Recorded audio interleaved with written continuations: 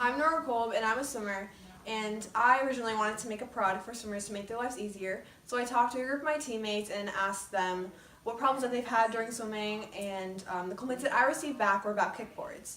So this is a normal kickboard, and you use it right out in front of you, and it's really uncomfortable because your head is tilted back and the weight is not evenly distributed.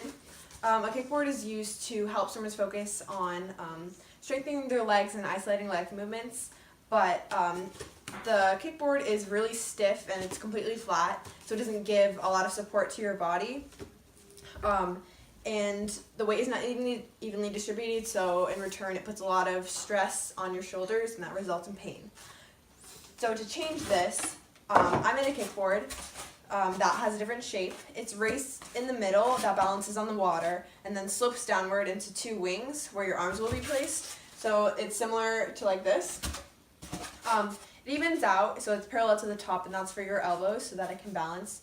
And it's twice as wider just so that it's your arms can be bent and it's just more comfortable. To make my design of the kickboard, I started out by making different sketches of what I wanted the board to look like, and then took my best sketch and ended up transferring it to SolidWorks, which is a computer software.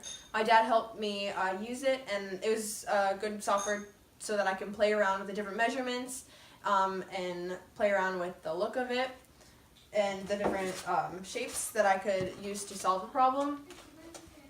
Then we printed out the blueprints of the kickboard, and I used those measurements to trace them onto XPS rigid foam insulation. It's just a big panel that you use around your house.